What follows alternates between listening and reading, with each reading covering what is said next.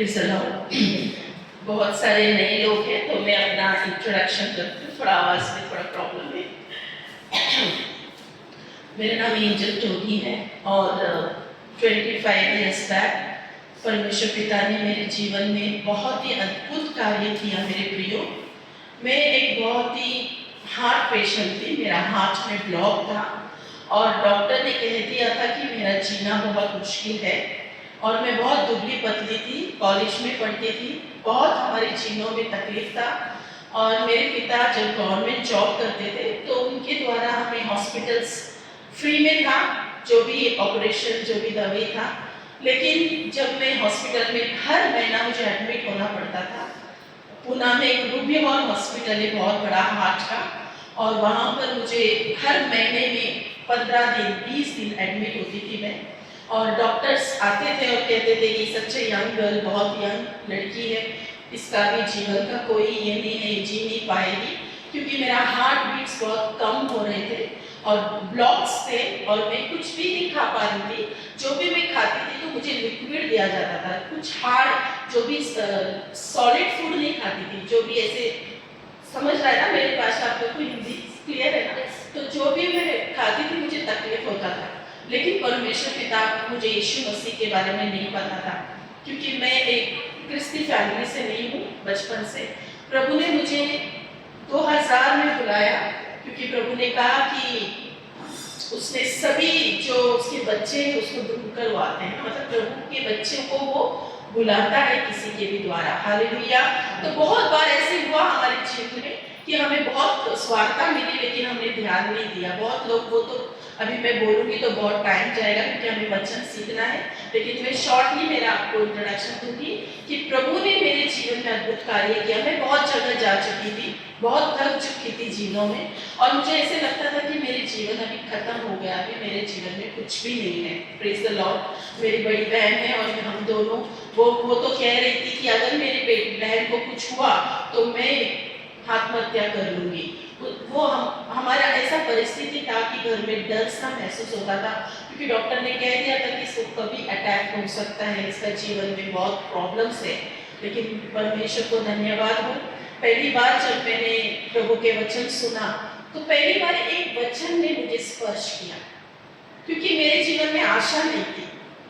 आशा जो भी था बहुत ही ऐसा आगे मेरा लाइफ क्या नहीं, लेकिन यिर्मयाह नबी का 29:11 में लिखा है, यिर्मयाह 29:11, I have a greater plan for you. तेरे लिए मैंने बहुत ही योजनाएं बना के रखा है और तेरे लिए वो अच्छाई के लिए, भलाई के लिए फ्यूचर प्लान्स किया है।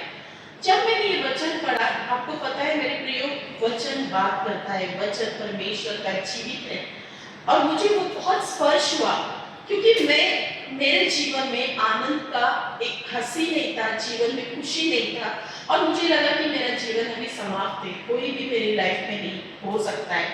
और जब वो वचन मैंने पढ़ा और उसके नीचे एक वचन था कि तेरी माँ भी तुझे भूल जाएगी लेकिन मैं तुझे नहीं भूलूंगा, ये 2 वचन मैंने पढ़ा तो मुझे लगा ये प्रभु मुझसे बात कर रहे हैं। क्योंकि मैं पहली बार जब यीशु के पास आई तो मैंने सुना कि यीशु मसीह सारी दुनिया के लिए क्रूस पे गए। प्रभु यीशु क्यों इस दुनिया में आए, उनका क्या मकसद था यीशु मसीह का आने का? हर एक व्यक्ति को बचाया जाएगा। आपको लगता है ये बीमारी परमेश्वर की तरफ से है? बिल्कुल नहीं। हमें लगता है कि जब हम प्रभु में नहीं होते, शारीरिक रूप से होते, हमारा सेंसेस, हमारे 5 इंद्रियों के हिसाब से हम चलते, तो हमें दिखता है अरे हाँ ये प्रॉब्लम है मुझे, ये डॉक्टर ने कह दिया। लेकिन जब प्रभु का स्पर्श होता है ना, वो पवित्र आत्मा का, वो हमारे अंदर से बात करने लगता है।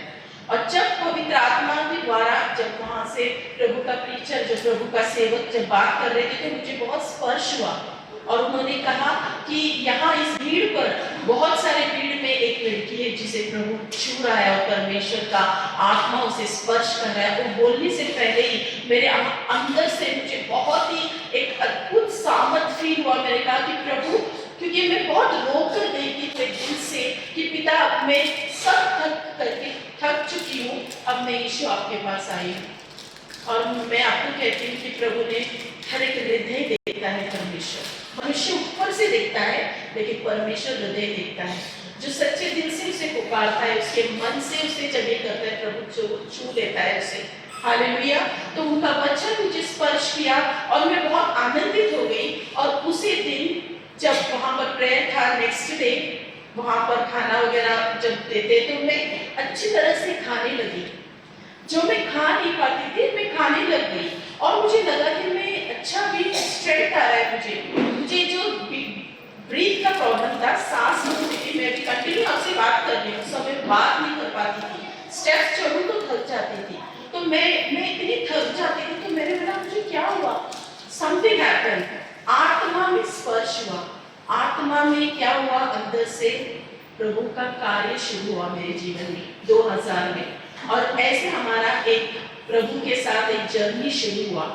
और जैसे जैसे हम प्रभु में बढ़ते गए, मुझे बहुत प्रभु का आनंद हुआ, सामर्थ से भरी में।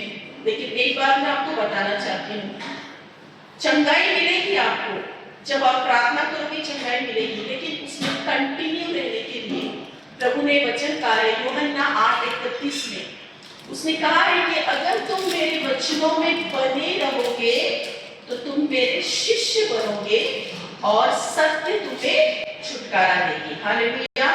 जो विश्वासी है उनके लिए प्रभु ने कहा। यूहन्ना 8:30 हम निकालेंगे, यूहन्ना 8:30। Can you connect बेटा that connected? Give me that mobile.